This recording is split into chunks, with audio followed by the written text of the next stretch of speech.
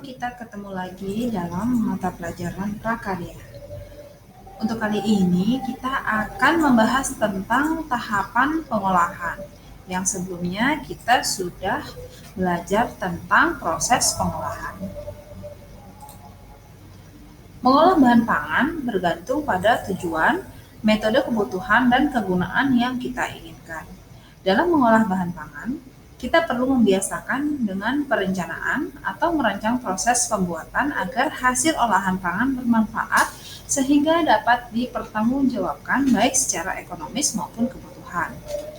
Hal lain yang harus diperhatikan adalah proses pengolahan dalam membuat suatu olahan pangan agar dapat dihasilkan produk olahan yang sesuai dengan kegunaan.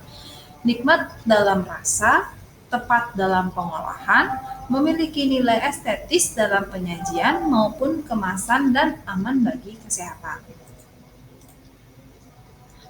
Di sini ada bagan alur atau tahapan pengolahan. Jadi sebelum itu kalian harus mempersiapkan ini, tahapan pengolahan ada perencanaan. Di mana dalam perencanaan itu ada identitas kebutuhan atau menganalisis kebutuhan pengolahan pangan berdasarkan kondisi lingkungan kelas atau kelompok atau keluarga saat ini. Untuk ide atau gagasan perencanaan produk pengolahan pangan. Kemudian ada ide atau gagasan. Ini untuk membuat rencana atau merancang suatu pembuatan pengolahan pangan sesuai dengan hasil identifikasi kebutuhan. Setelah dari perencanaan, kalian lanjut ke pembuatan. Nah, di pembuatan ada persiapan, yang dimana merencanakan pembelian bahan sesuai kebutuhan, alat dan pengolahan pangannya atau pembuatannya mulai dari pengupasan atau pencucian bahan. Kemudian ada proses pembuatan. Nah, setelah persiapan ada proses pembuatan, keselamatan kerja dan hal khusus lainnya. Setelah dari perencanaan, membuat perencanaan, kalian lanjut ke pembuatan. Setelah itu masuk ke pengemasan. Di pengemasan ada wadah penyajian dan estetika. Kemudian ada juga wadah kemasan, estetika, dan kesehatan. Setelah proses pembuatan ada proses pengemasan. Setelah proses pengemasan ini ada evaluasi, yang dimana evaluasi ini merasakan hasil atau produk pengolahan pangan dan mengevaluasi seluruh proses atau setiap tahapan pembuatan pengolahan sebagai bahan perbaikan. Jadi begitulah alur atau tahapan pengolahan, di mana ada perencanaan terlebih dahulu, kemudian ada pembuatan, lanjut ke pengemasan, dan yang terakhir adalah evaluasi. Nah, sebelum melakukan pengolahan, kita harus mempersiapkan alat dan bahan, termasuk bumbu dan rempah yang akan digunakan. Pengetahuan tentang bumbu dan rempah-rempah pada saat mengolah bahan pangan sangat dibutuhkan. Bumbu berfungsi untuk menambah cita rasa dan dapat menghasilkan cita rasa yang berbeda dengan kombinasi dan komposisi yang tertentu pada olahan pangan. Selain itu, bumbu juga dapat berfungsi sebagai bahan pengawet pada masakan karena adanya beberapa kandungan zat pada rempah yang digunakan bersifat antiseptik dan membunuh bakteri patogen. Di sini ada beberapa jenis-jenis rempah dan karakteristiknya. Kita bahas satu-satu. Yang pertama ada cabai. Cabai memberikan rasa pedas dan efek warna merah pada masakan. Nah, ada berbagai jenis cabai yang dikenal di Indonesia, yaitu cabai merah keriting, cabai merah besar, cabai rawit hijau, cabai hijau keriting, dan cabai hijau besar. Selanjutnya yang kedua ada bawang merah atau Allium cepael. Memberikan rasa gurih dan aroma sedap pada masakan serta bersifat antimikroba. Selain umbinya, beberapa masakan juga menggunakan daun dan tangkainya. Kemudian ada bawang putih atau Allium sativum. Selain memberikan rasa gurih dan aroma sedap pada masakan, bawang putih juga baik bagi kesehatan karena mengandung zat yang berfungsi menurunkan kolesterol dan juga memiliki kandungan antimikroba yang kuat seperti bawang merah. Selanjutnya ada jahe atau Zingiber officinale, di mana rasa rimpang ini pedas dan agak sedikit pahit.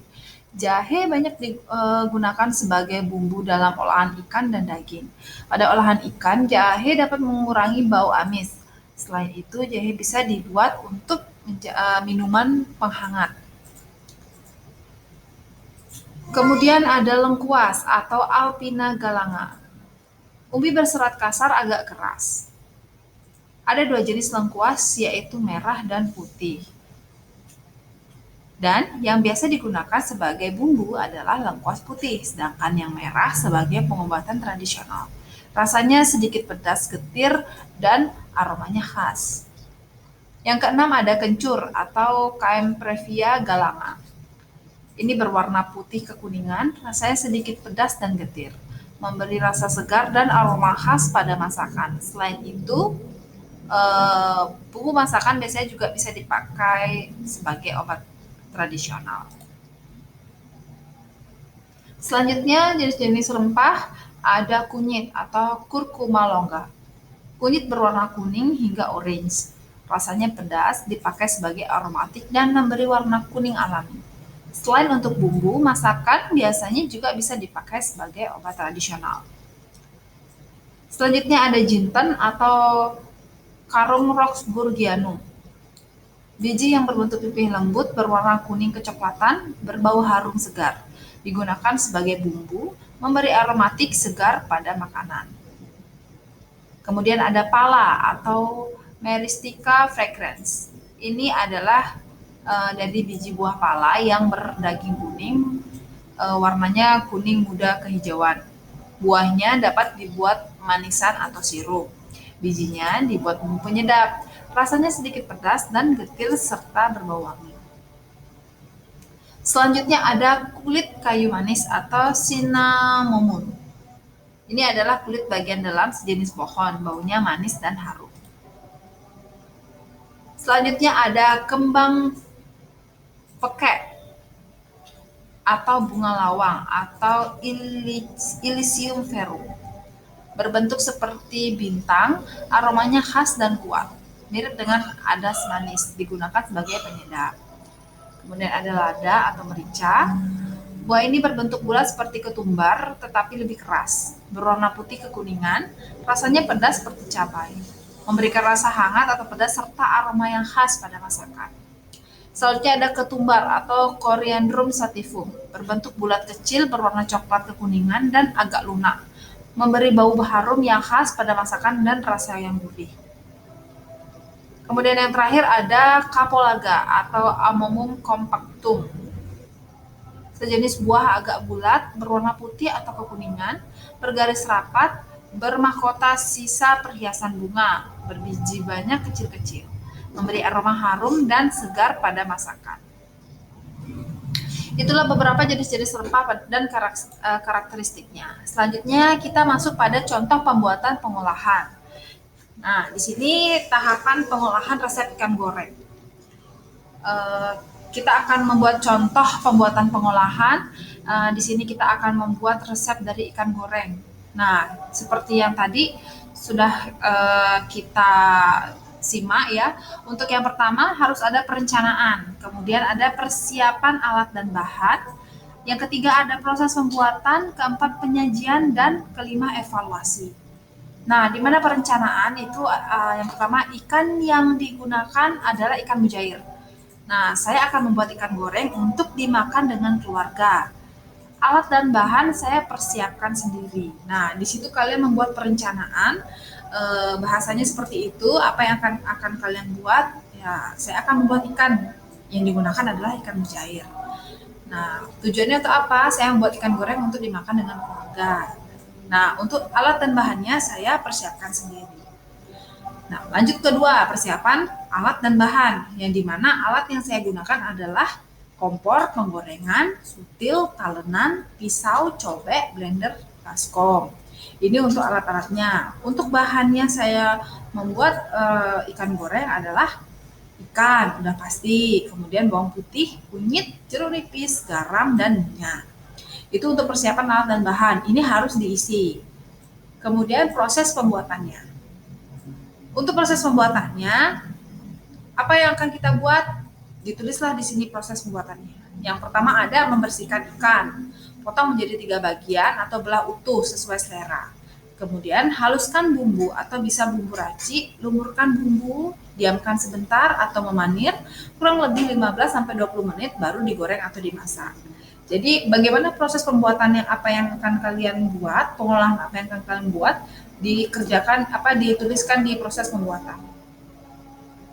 Kemudian masuk ke penyajian. Setelah proses pembuatan, setelah selesai digoreng atau dimasak, masuklah ke penyajian. Hidangkan di atas piring ceper, akan lebih enak dihidangkan saat masih panas. Nah, bagaimana proses penyajiannya? Kalian tulis di penyajian di sini. Kemudian yang terakhir ada evaluasi, yang dimana ikan yang saya buat sudah jadi lauk untuk makan bersama keluarga. Nah, kalian bisa buat evaluasinya ini. Ini adalah contoh ya, contoh pembuatan pengolahan. Jadi, jika kalian ingin membuat resep atau membuat menu yang apapun yang akan kalian kerjakan, kalian harus buat perencanaan terlebih dahulu, kemudian persiapkan alat dan bahan, lalu berisikan proses pembuatan, bagaimana cara pembuatannya, kemudian ada penyajiannya dan evaluasi. Evaluasinya masih banyak contoh yang lain, mungkin masakan yang saya buat terasa nikmat dan sudah bisa dinikmati oleh keluarga, seperti itu. Nah, ini adalah contoh pembuatan pengolahan ya. Jadi untuk resepnya bisa kalian buat seperti ini. Baik, sekian materi tahap pengolahan. Terima kasih telah menyimak.